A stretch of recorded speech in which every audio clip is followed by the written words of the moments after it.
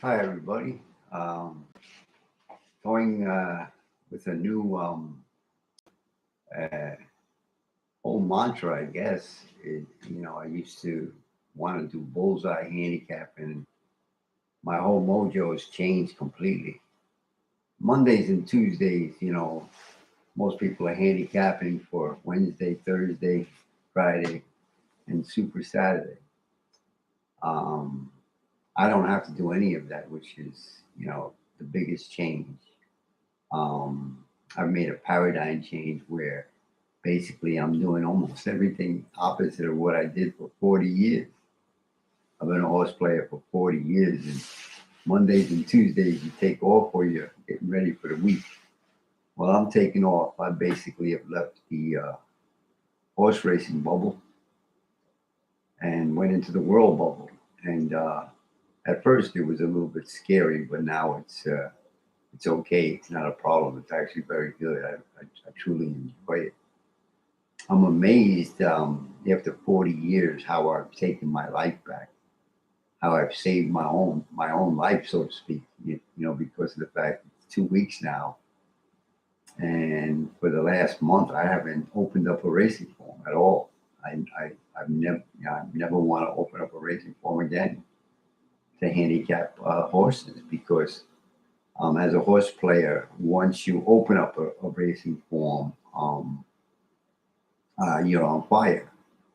Right away you're on fire because now you know or you think you know. And the truth of the matter is there's no way we can know. Why do I think that? I mean, we're not with the horse on that day. We're not privy to the trainer. We're not privy to jockeys. We're not privy to the owners. So we don't have the real inside information. The real inside information comes when the odds show up. Once the odds show up, then you have a combination of handicapping and you have inside information. And that's why most people make odds boards and they see what's the variance in that and they go that way. I've done that too. I've done that. I've played for 40 years. You try everything. But what's beautiful is now I'm not not reading the racing form, not using the thoroughgraph sheets, the Ragusson sheets, not using time form for pace. No handicapping at all. That's what I mean by leaving the horse racing bubble. When you play for a long time, you can't stay stuck. And the yin and yang. I'm teaching myself about WuWei and the yin and the yang and the dance in between. Basically, it's about that's handicap, the dance in between. But since I've left the ocean and decided not to go another round with Mike Tyson for at least a month now, and because I'm on land and I walked through the fire and I had a moment of truth where I'm not going to handicap the way I've done for 40 years. I'm not going to try to win at this game that very few win at. I guess I must have been arrogant right from the start, and I was, but I'm not there anymore.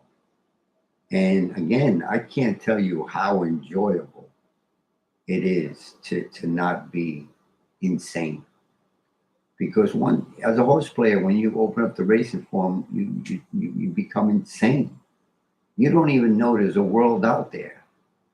You don't know your family's out there. You don't know your children's out there. You don't know anything about anything but that racing form and that race and those races and those many, many, many races. I mean, I played 2,500 races a year for 40 years. I mean, forget about it. Ridiculous. Insanity. Total insanity. Well, I'm not there anymore. And I'm watching Gio's show and he's using my terminology with Mike Tyson. So he might be looking at my shows. But I'm also doing this for Gio and for John over in Past the Wire and the, those other guys, Money Media guys, everybody, Thoroughgraph, the guy like Thoroughgraph, Tom Amos, all those professionals. Um, That's an ego game. I know, I know, I know. And I've eliminated my ego. I don't know. I can't win at this game. I surrender. Um, my ego's been busted. The ego busted. It's busted.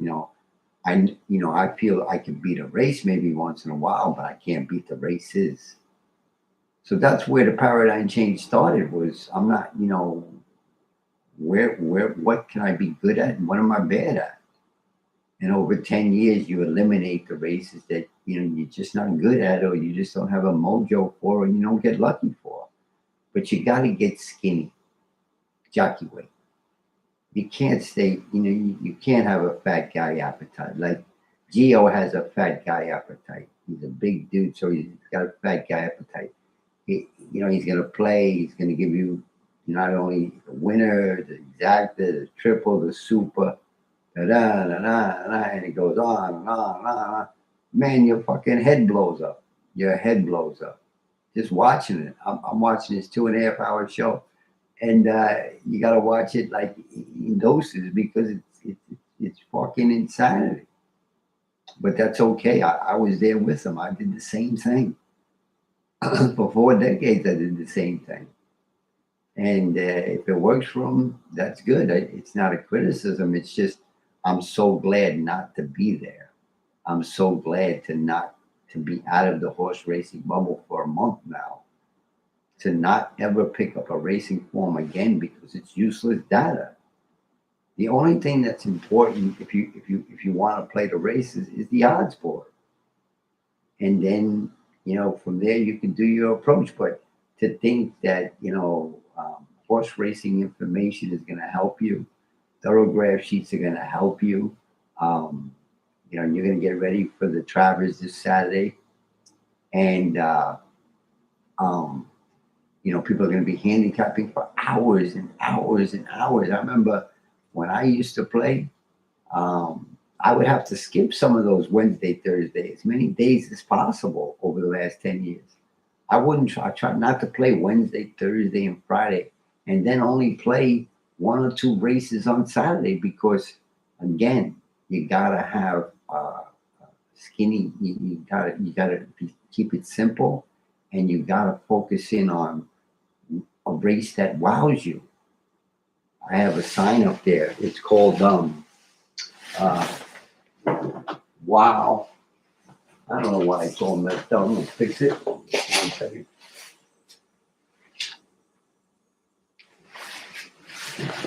Yeah, it's called where is it? It's over.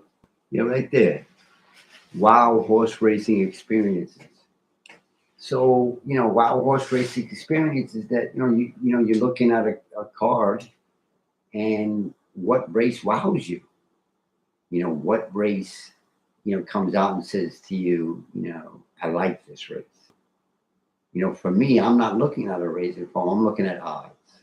And I'll show you that at another time, as we go, if people watch my videos, which I don't think they are. And I understand and it's okay because people have never been in my playground because I've always been contrarian. I've always tried to do things contrarian because if you're in the same playground as everybody else, there's no way you could do well. You have to be contrarian in some way. And my approach, the Eagle Buster approach is completely contrarian. My dance is yin and yang, and WuWei is my way of being a horse player. To be extremely disciplined, to have a black belt in the art of restriction, to understand that passing races is my job, not playing races. Over the last 2 weeks, I practiced my crystal clear clarity board. With the races to identify races that could, possibly wow me in the future. An example of that would be one of the types of races that seem to offer value because of the chaotic nature of the race is maiden claimers 35, maiden claimers 50,000, a mile and a 16th on the turf. those races come up, where they offer value. And, I train my subconscious, my other guy, there's two guys there. There's the conscious, there's the present person, and then what you fill your subconscious with. And, you know, watching those races offering, superfectas that, I mean, we at Saratoga, we've had a dime super, paying, $2,500 in a 10-horse field. But then, and that was on the turf. The other day you had a $1,300 dime super in a maiden Claimer Mountain 16th. And it all happens because dismissed horses are winning.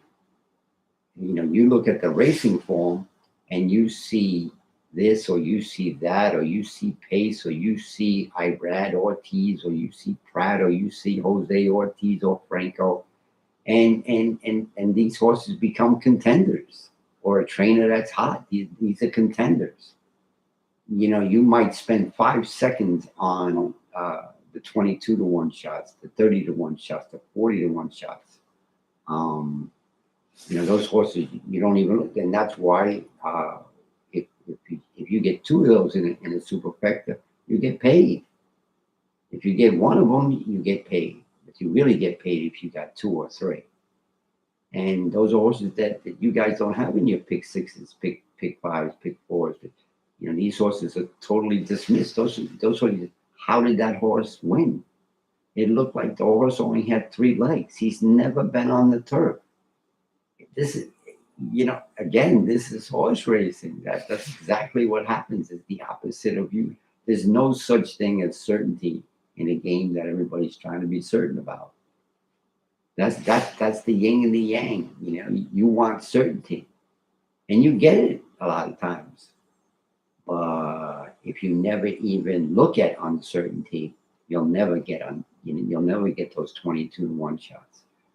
The WuWei horse player handicapping is to dance in between, and to fill your subconscious with races that offer. It's picking the race, not the horse. It's being contrarian, playing horses that you totally dismiss. So it's totally, I mean, you might spend 3 seconds on a horse that I'm interested in, because everything you see says no. So your felt sense or your mojo is gone. See ya. And the other thing is, you're playing a pick 6 or a pick 5 or a pick 4 or pick 3. I'm just playing the race, so I don't have to worry about if my horse is a contender or not. I just need my horse to take first, second, third, or fourth in the super. In a race that has 12 horses in it, which intimidates you, and for all the professionals says 5 or 6 horses can win in this race, maybe even 7 out of the 12 can win this race. Those are the races where there's no opinion, because you guys can't figure it out. So that's good. So that's good for me. So again, my golden nugget is to hear something like that. And all that does is give me more of a wow and more interest to get interested in the race. So over the last 2 weeks, I've been, practicing and learning which races, could give possible value to even entertain the thought of playing a dime superfecta. So right away, a lot of races get eliminated. 7 horse, anything from 10 under gets eliminated. Sometimes you could play 9 and 8, depending on the class. Believe it or not, maiden special weights you can do that with. But mainly you're looking to get either 10 to 12 horses. The more, the better. So you're looking to get 12 horses in the race, which turf races seem to fill that more than dirt. So then, you switch over to turf. So you're constantly eliminating races. You want to constantly eliminate races that aren't going to give you, any chance to make any money. If you get lucky, you want to get paid. That's the key. If you're going to get lucky, get paid. because of the fact that you're going to be wrong more often than you're right, because it's horse racing. It's an insane game. So again, what playground are you playing in? If you're playing in the contenders playground, you never see where I'm playing in the playground, which is I don't care about the contenders at all. The only thing that concerns me is if I see somebody who's getting bet really, really heavily. There's got to be a lot of things against him to even want to get involved in the race, because the likelihood of him winning is high. And if a long shot comes with him, it doesn't matter because he's pounded. And you learn that by practicing. I'm a kung fu dude, so it's constantly practicing, practicing, practicing, practicing. And then you're in the bleachers. You're not spending a penny until you cut. And then if you start to get wowed by something, which possibly you can this week, we're deep into the Saratoga meet, and now you can get into what you have a felt sense of what's been going on, and what's been going on is unbelievable. I mean, Saratoga is insanity in its optimum, right? And it's just it makes you get you. You're talking about going in the ring with Mike Tyson, and you think you can kick his ass. He beats the shit out of you on a regular basis. That's why trying to play as few races as possible is so important, because and not only do you get beat, but Gio was saying on his YouTube thing, he got a really bad Saturday, really, really bad. So he got his ass totally whooped by Mike Tyson, right? And then he goes into Sunday and fights him again and gets his ass whooped again.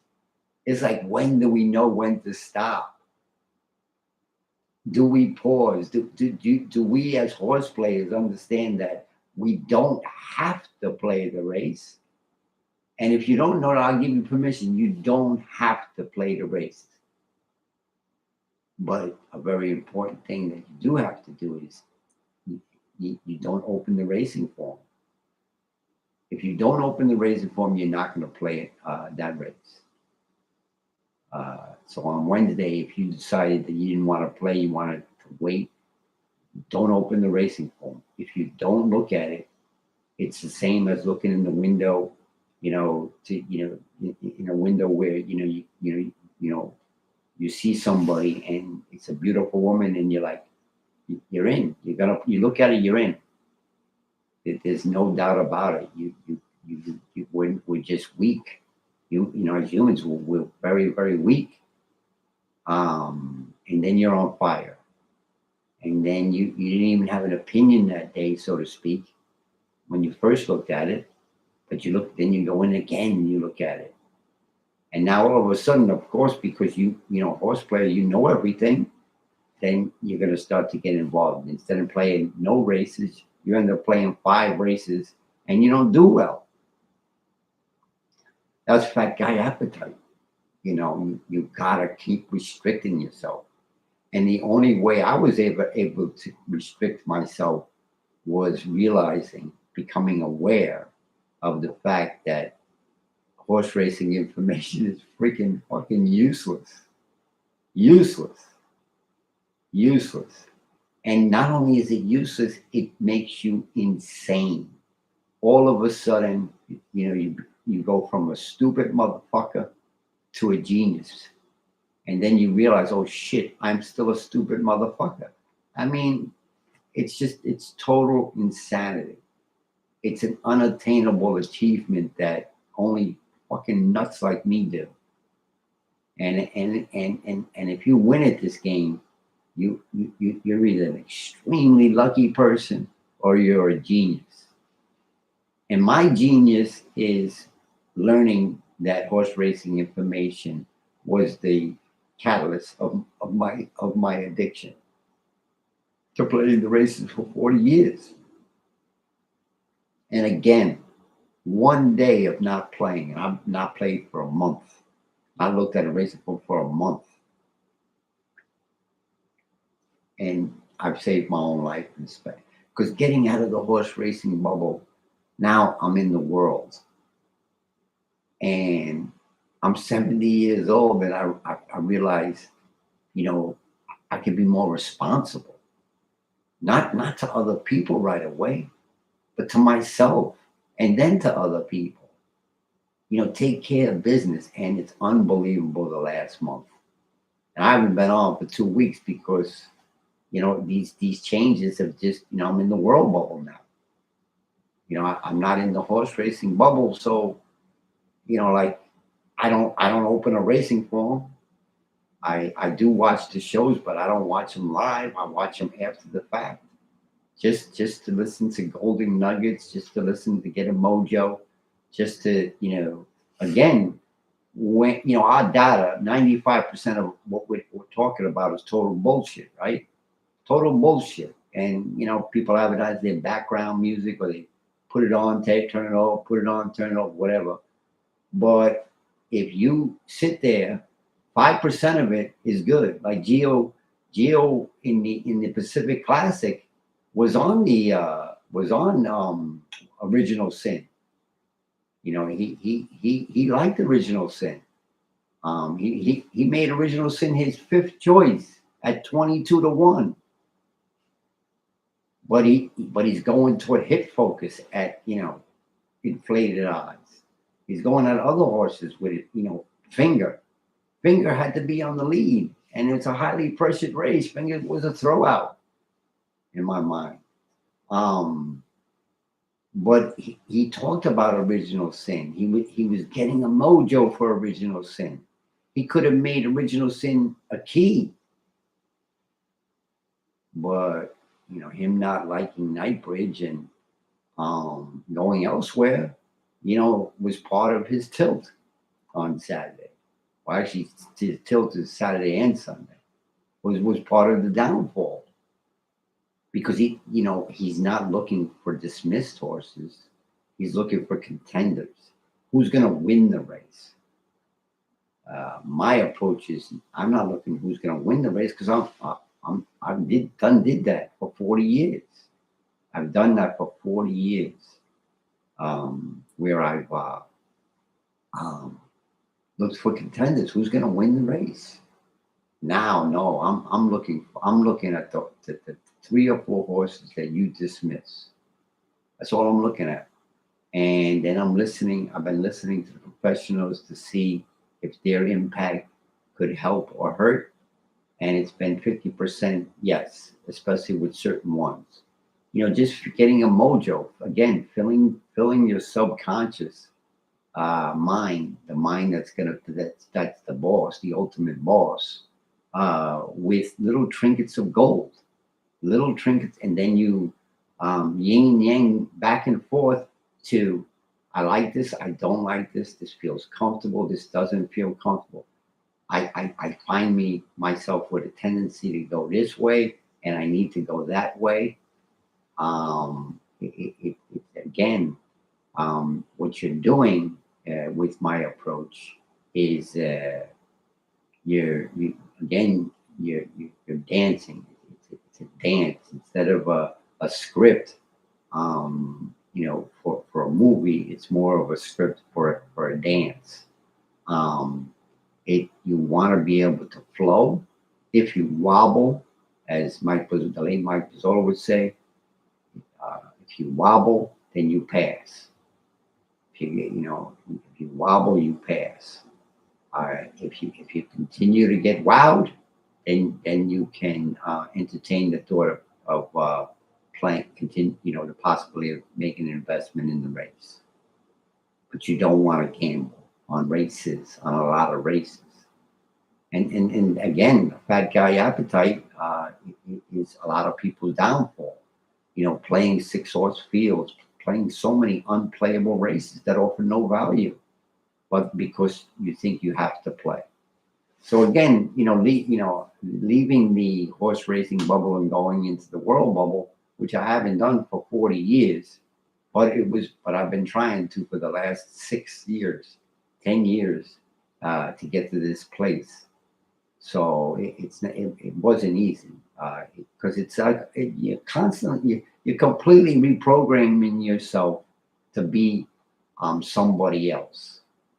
And the good thing is that if the what you're doing is offering pain or isn't offering pleasure, that's good that you're able to say, shit, I'm not doing this no more. Because it's, it's very, very, very difficult to stop an addiction. Stop what you've been doing, for your whole life.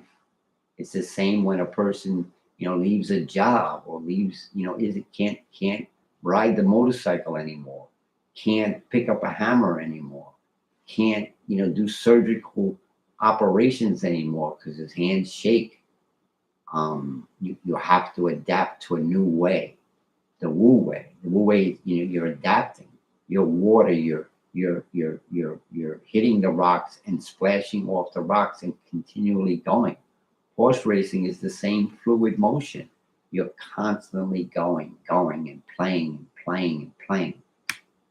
But when you can pause that and stop that and go into the bleachers and not be addicted to the fact that I have to play, it's unbelievable. You save your own life. You return back to the beginning. I'm back to the beginning where I'm basically normal again, and with no intention of going back, to ever playing the way I played for 40 years. No intention whatsoever. There's too much joy of doing it the completely opposite way, because I've finally realized that I can't do it this way. So I empty that cup, and now I'm filling a new cup with a new approach, with a new way, WuWei, yin yang, and a dance. I let the bet make me, if that's what I'm doing. But more importantly, now I'm out in the world doing the same, doing my same mojo, uh, and again practicing, practicing, a mindset of, understanding I have a lot of restrictions now, and then bringing that to other parts of my life. And it's wonderful because it encompasses more than just horse racing, which before encompassed everything. Horse racing was everything because that's what I did, and that's okay. But it wasn't okay when it wasn't pleasurable, and it wasn't okay when it became painful. And that's why, getting out of the ocean, walking through the fire, getting on land, staying in the bleachers, giving myself a rubber dub once in a while in the sense of, practicing, or what would I do, and I'll show you what I'm talking about at another time. But just, no performing, no actual playing in the game. I'm in the bleachers. I'm not even a coach or a sixth man or on the bench. I'm in the bleachers. I'm watching the game now. I'm just watching it because I'm trying to understand, a new type of living. So what I'm doing now is I'm listening more to a different philosophy of thinking, so that I can, not only get out in the sense of just this one thing that doesn't serve me, but many things. It snowballs and it opens up different opportunities. And because I'm 70 and I don't want to, waste my time no more with being a stupid motherfucker as a horse player, thinking that horse racing information is going to help me, be a winner at this game. Now I can be a smart dude and understand, I can't have chocolate ice cream anymore. I can't, rollerblade for 4 hours anymore. I can still dance for 6 hours, but I do it softly. I do it, effortlessly. Handicapping became a burden. Um, and that's why it had to be eliminated. If something, if the tool in your hands turn on fire, they burn your hands off. you're done. I'm done. I'm done with thinking that I know. Like Andy Serling, Mr. Know-It-All. That guy is revolting in his ego. Geo, he's just totally insane, motherfucker. He's just total, but humorous, and he does well. He says so good. I'm glad. The guy over Passed Away, he's making a move to other types of things besides. It's too much. You can't have a beast appetite. That's a beast appetite. That's not even a fat guy appetite. Now you're going into other things. And Gio said he plays poker too. I used to play poker too myself, but again, fat guy appetite. It's just ego, ego, ego, ego elimination in my playground. No, no. Take a walk in nature. Dance underneath the tree. Watch the leaves fall off the tree. Watch the rabbit running around. Be part of nature is where I'm going now. Yeah, I still again, like a rubber dub with thinking about who's going to win the Travers and whose house this week going to go for or at Saratoga. And I'll tell you another thing that's really good is, when you're in the bleachers and you watch these races and you don't have skin in the game, so to speak, and you see photo finishes, the pleasure of, you're talking 4-horse photo finish, photo finish after photo finish.